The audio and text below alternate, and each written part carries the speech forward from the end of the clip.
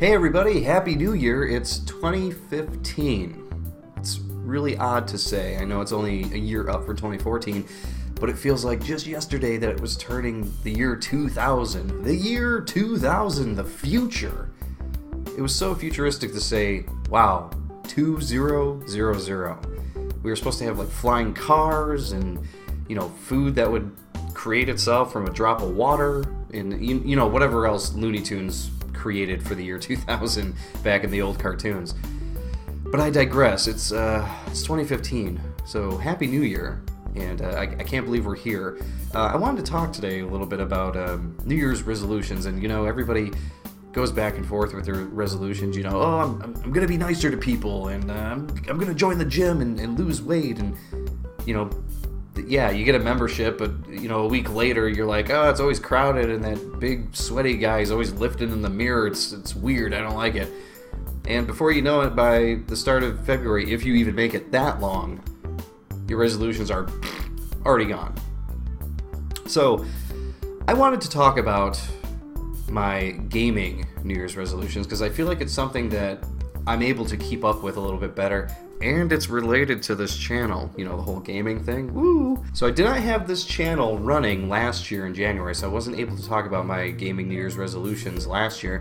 In fact, I didn't talk about them to anybody because it's a little weird to bring up to people to be like, hey, you got any gaming resolutions? Let's talk about it. No, you don't do that, right? But in the back of my head, I had a couple of things I was keeping in mind that I wanted to do throughout the year.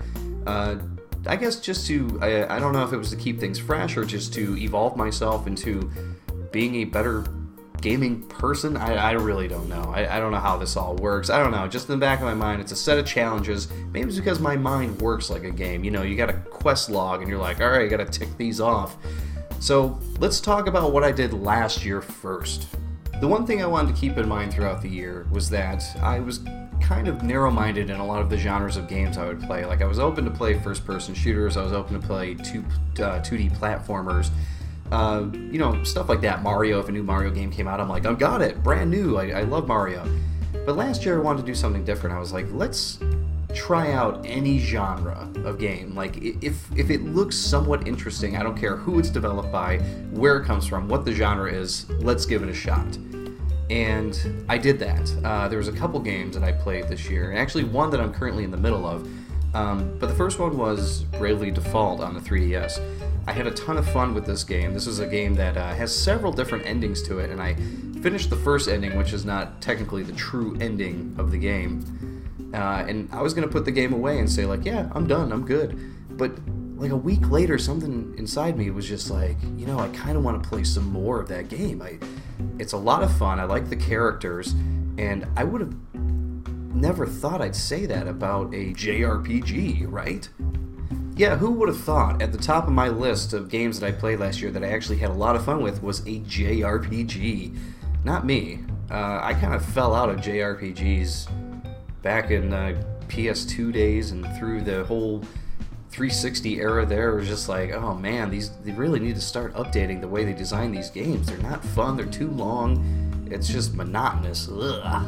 My other resolution was to be a lot more thrifty with my money. Instead of buying every game that I saw for full price as soon as it came out, I would wait a little bit for a deal, get it for a little cheaper, and save some money, because let's face it, we have a ton of games in our backlogs. I mean, most gamers do, right?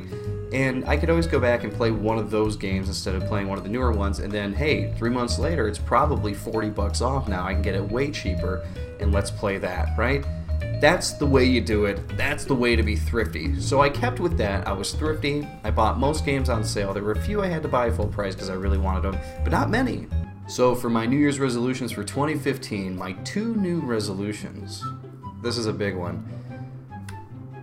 I have to stop feeling like I have to finish every game I start.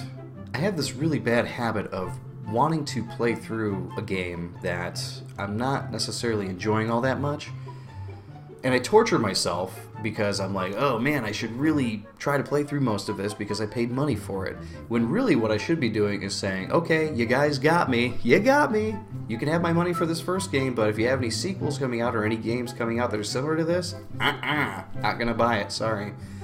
So this year, I really need to be better about picking and choosing what games I'm actually going to be finishing, because some games take so long, and by the time I get to that, 6th, 7th hour of the game, maybe I'm halfway through it and I'm just like, oh, when does this end? It should be done by now.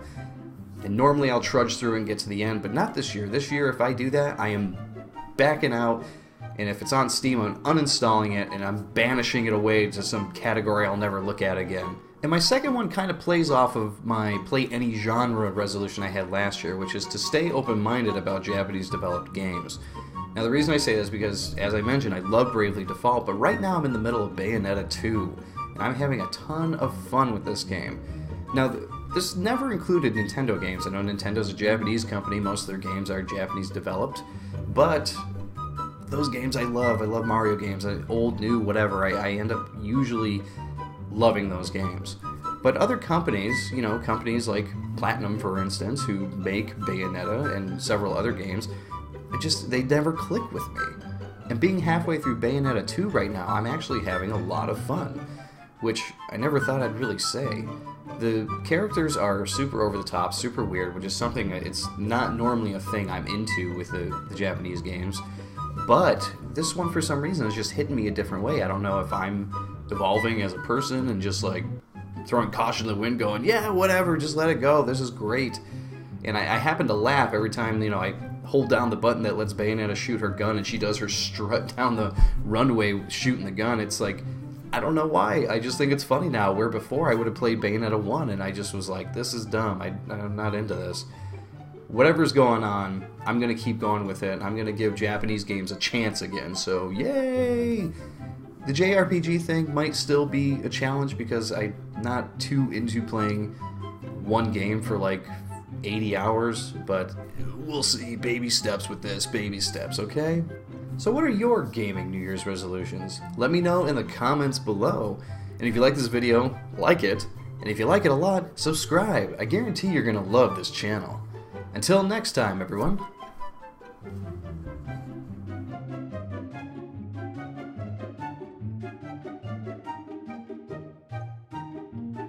Type them out in the comments below. Let me know. I'll read them and I'll get back to you. Tell you what I think. As if that's important, right?